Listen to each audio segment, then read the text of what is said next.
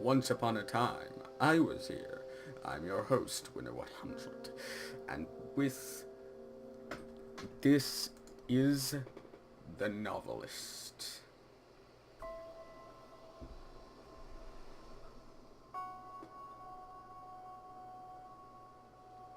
Alright, when Linda put on an art show and asked for Dan's help with publicity.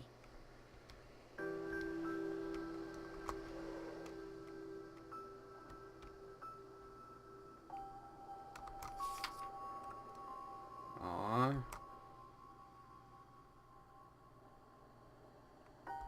I do feel kind of bad about Tommy. So I'll probably give him a compromise this chapter.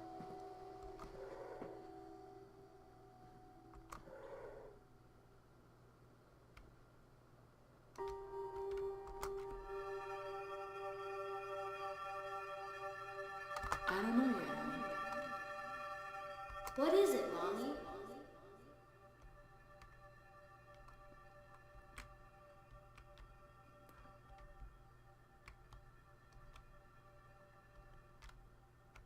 Okay.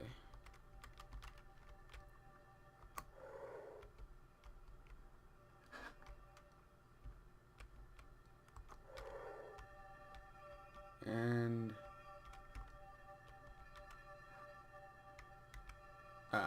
there it is. I knew we should have eaten something with that wine last night. My head is killing me. It was totally worth it, though. We put on some music and hung out on the couch, all cuddled up like we were freshmen again. He didn't talk about his book once. We got a little too into a discussion about whose favorite band from college was still the best, and we accidentally woke Tommy up. We got him settled back down and decided to call it a night, too. Well, except for... I better not write about that part. Oh, ho, ho. Dan got laid.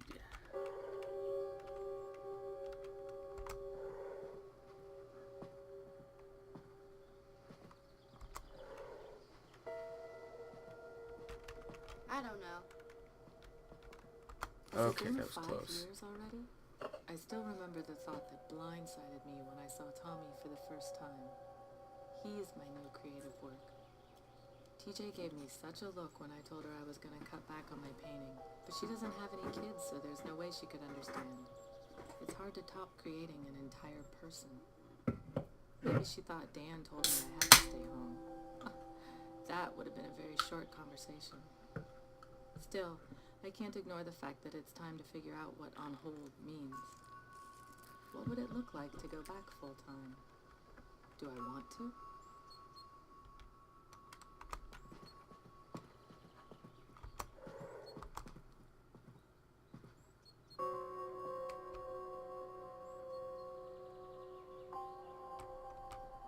Okay, so I'm still missing a clue or two for her. Hey, honey. Hi, Mom. I got everything out of her memories, though.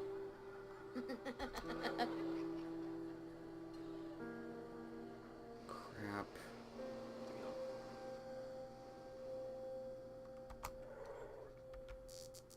Hey, sweetie.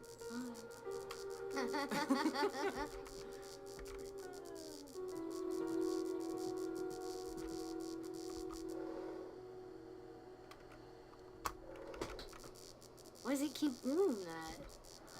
How could it possibly do that?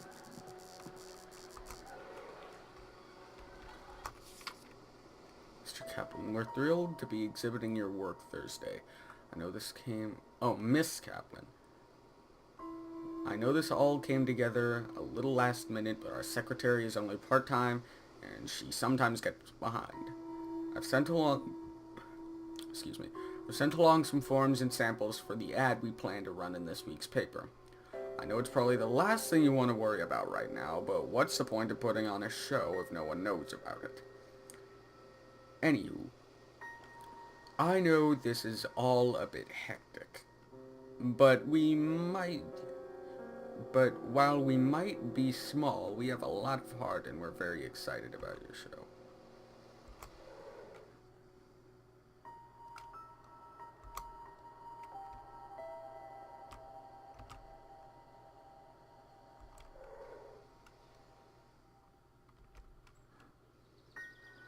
check doesn't that out happen later. at home.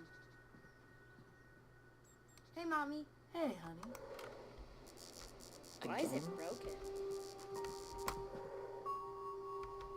Idiots. Big news, Barb. I'm putting on a show. Can you believe it?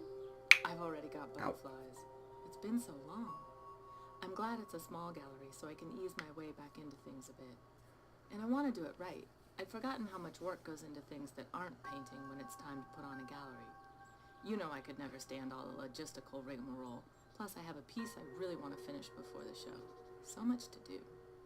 I want to take it seriously and go through the whole process though, because if the show goes well, who knows? Hope to hear from you, and hope you can come, of course.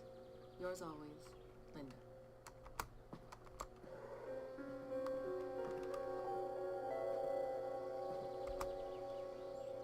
I think it. Dan could take care of the promo forms. Hey, honey. I almost thought that said porno forms on the table. Dan's gonna get his wife to film a porno.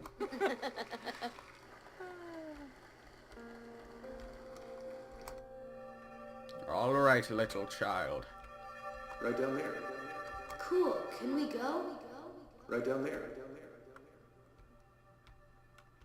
Okay.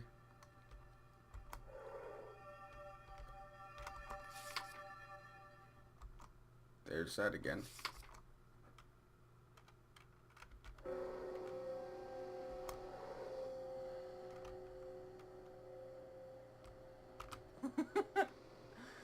So I need to search the house for more clues on Tommy.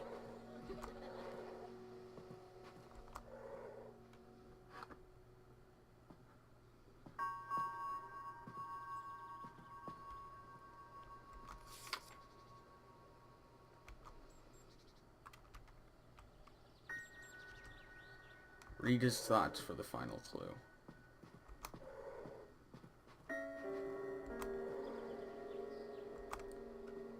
Take my bucket to the beach with Daddy. Aw. Don't worry, little Tommy. Kinda screwed you over last time.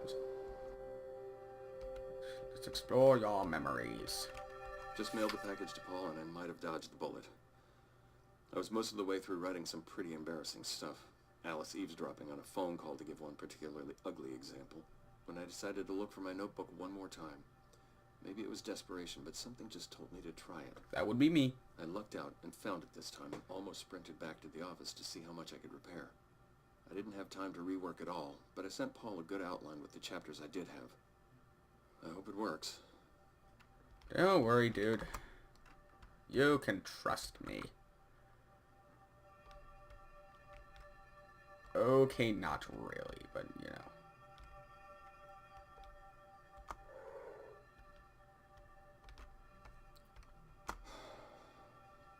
Hey, what's wrong? Hey, what's wrong?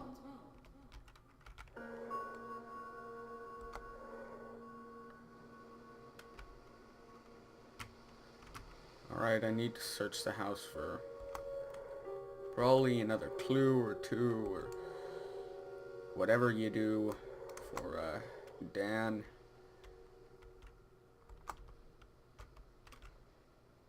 It just never stops. Every time I plot something I think will hold together, it falls to pieces. This thing was supposed to be done months ago, but the further I get, the harder it is to make it all work. Nothing's ever as simple as it seems at first. I'll think about a problem for days, finally come up with a fix, and then realize it breaks something somewhere else. I can barely hold all the threads together. Sometimes this thing just feels too big for me and I want to burn it and walk away. But what else would I do? And the deadlines don't help either. I can't think harder or faster. This stuff comes when it comes, and getting stressed out about it just makes it harder to get the words down. Like right now, I'm writing about the thing instead of working on the thing. Damn it, Dan, get to work. And I don't blame you about that whole plotting stuff makes it all fall apart thing. I hate it how often that happens, and I really hate it when it happens. Just makes it all so much more of a pain in the ass.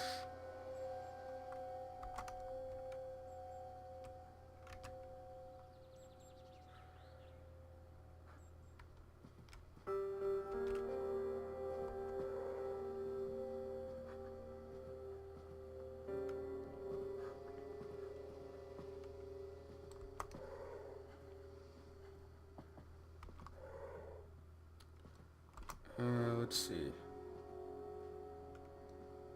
I think maybe it's time. Okay, wait. Again?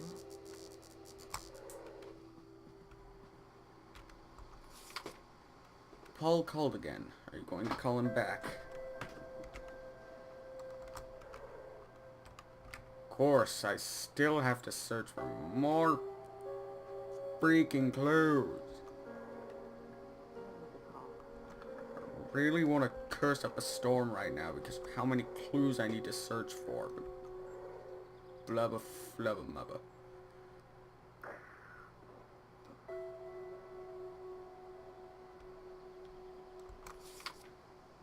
It's an entertainment news. Mm-hmm.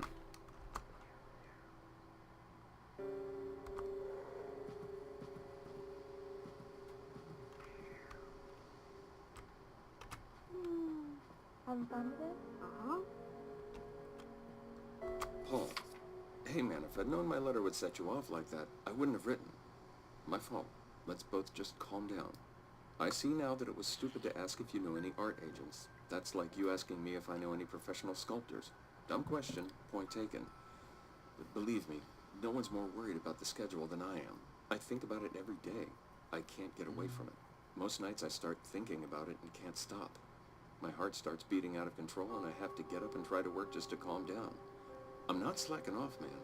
I shouldn't have made you think I was focused on anything else. I'll get everything sorted out. Seriously. Dan. Paul. Hey, man. Chain myself to the typewriter to make it. I don't want to do that literally. I'm afraid he's actually going to do that literally. Which, as funny as that would be,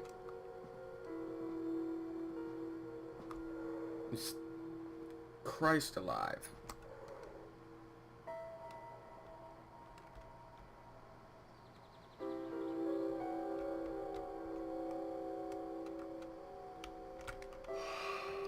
Right, I'm choosing Tommy's outcome, and then as a compromise, I'm going to once again choose Dan's outcome.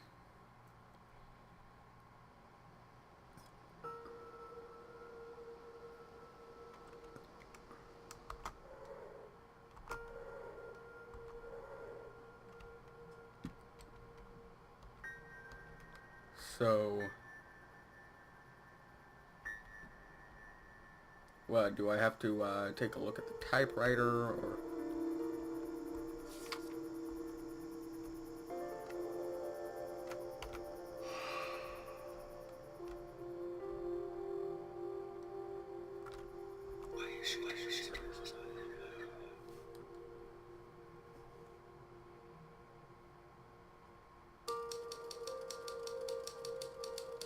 Dan knew that grown-up problems like deadlines and promo write-ups didn't carry much weight with Tommy. He also knew that there were no good conch shells in Oregon, so he ordered one from a catalog with express shipping. It got there in time for Dan to sneak off and bury it on Friday.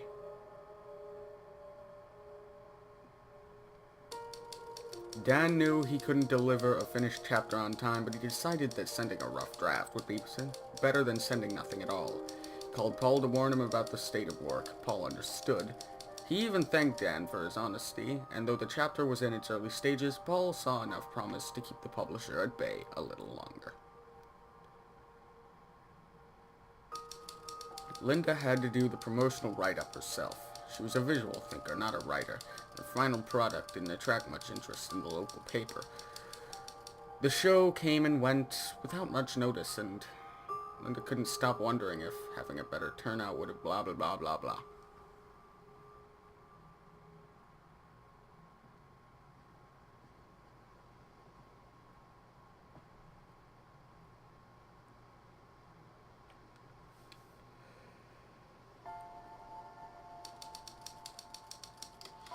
Catching up.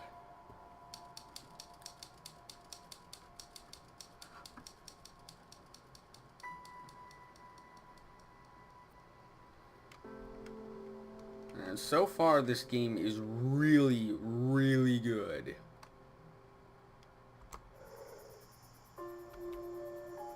like Ermagurds. Barb, sorry it's been so long since I've written. Things have been hectic around here, and I'm trying to figure out a way to get things back on track. I don't really want to get into it, but we're getting pulled in a lot of different directions right now. Nothing hurtful, just competing priorities, I guess. Although those can get worse and worse over time. I mean, Dan and I before...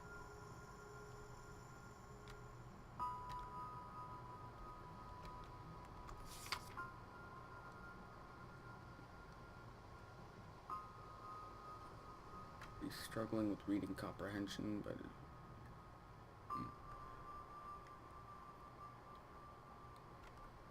I hear you, dude. I'm actually, several grade levels ahead in both reading and writing ability. But as far as, comprehension of things in math like geometry and some things in algebra like formulas and that kind of stuff, you know, those are the kind of things that I just...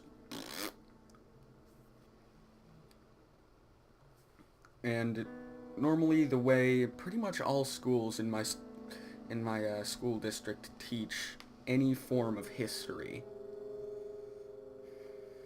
is... Christ. It is the most boring thing ever. So, either way, I know how Tommy feels going through this. It's not fun.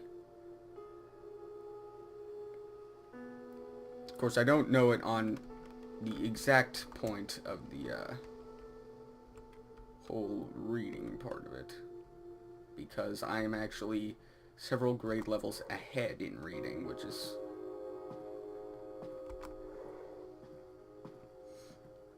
It's especially amazing considering I'm a freshman in high school now.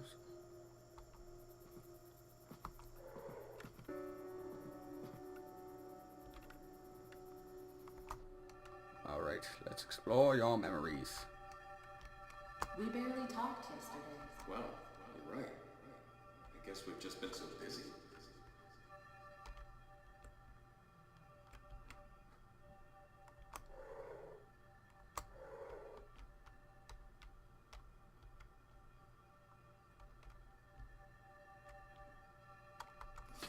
Okay.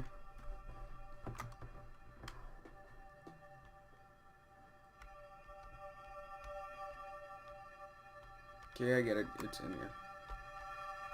Just got back from the show, if you can even call it that. Okay, so basically...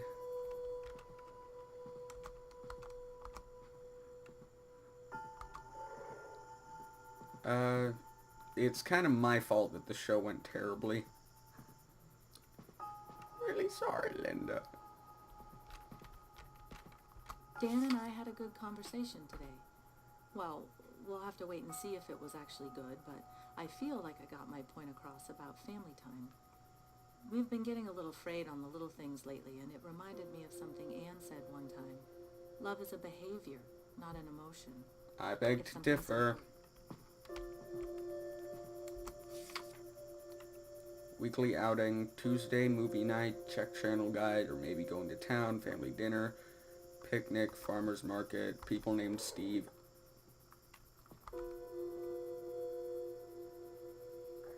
Family should have dinner around the table every night.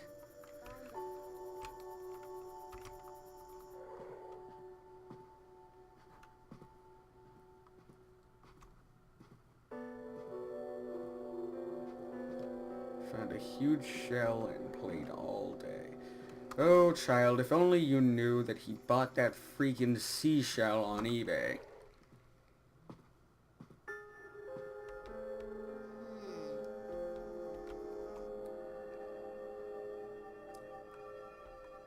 Honey, listen to me. You are smart. Will it make me smarter? Oh, don't worry, child. We're all dumb in some areas. Some of us in more places than others. Namely me, so.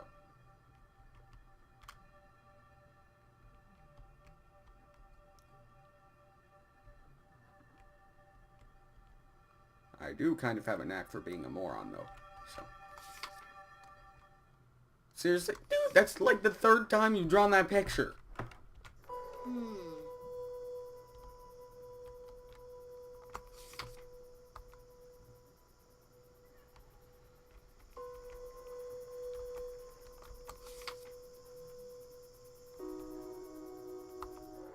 That's not nice. That's mean.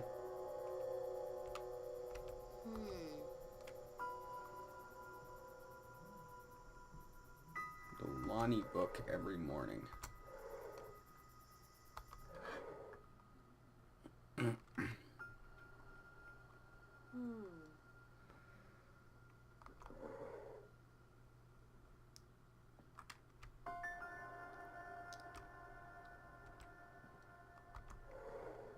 Okay, I've found the two people whose memories I'm going to use.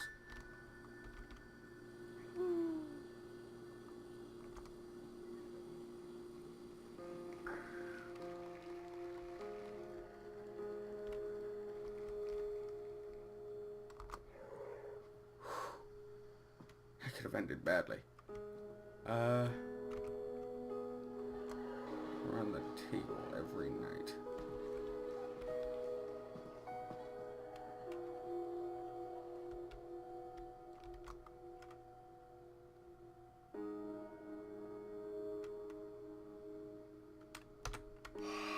Yep. I'm going to get Linda's outcome and then Tommy's outcome, and that will even out all of their emotions for now.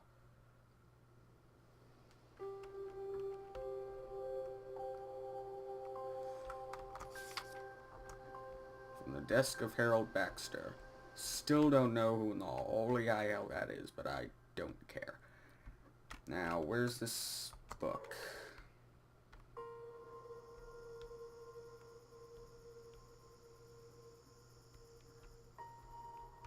Said it would work. Seriously, where's the book?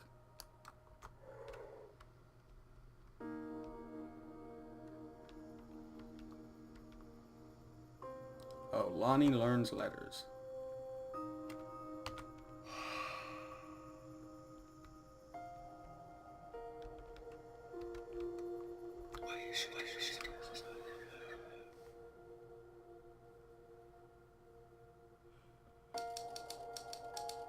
Linda was glad when Dan committed to family dinners each night, and she made sure to give Tommy extra help in the mornings, being able to count on quality family time every night.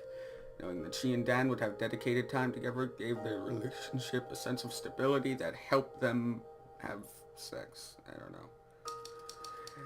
Dan found a way to be there for the first half of Tommy's morning exercises. It was hard for Tommy to understand why his father, a writer, couldn't be there for the whole session, but he learned to accept what his father was willing to offer.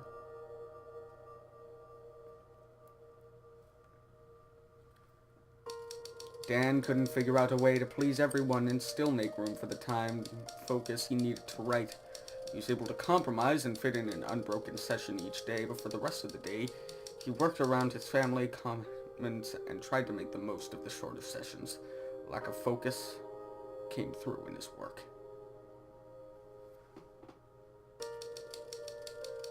And that's how the Kaplan's first month at the house on the cliff came to an end.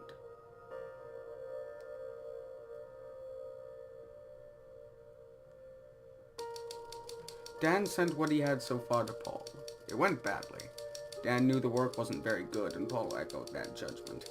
He promised to keep the news from Grovefield for the time being, but told Dan that without a major improvement in the quality, the book might not be publishable. A few nights later, Dan and Linda got a babysitter and drove into town for a date. Dan surprised Linda by giving her a necklace he'd snuck into town to buy the day before. And Linda surprised him back when she gave him a watch he'd had his eye on. They got home, they crept upstairs, made sure Tommy was asleep, and they made love like it was their wedding night again. Kinky. The next day, Dan made good on a promise to take Tommy into the woods and look around for arrowheads.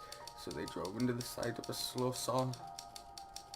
Swisla settlement and got to work. Blah, blah, blah, blah, blah, getting messy and looking for artifacts. They found a handful of arrowheads, which Tommy proudly showed to, I don't even care. They still had 2 more months on the coast, and their story was just beginning.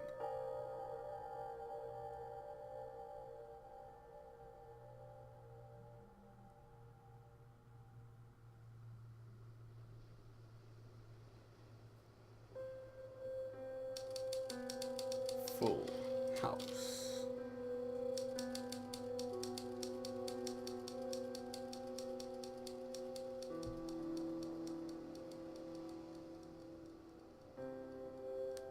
Okay, and that's going to be it for this episode.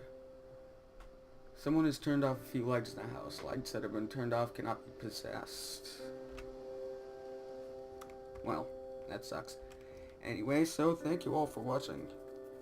And I will see you all later.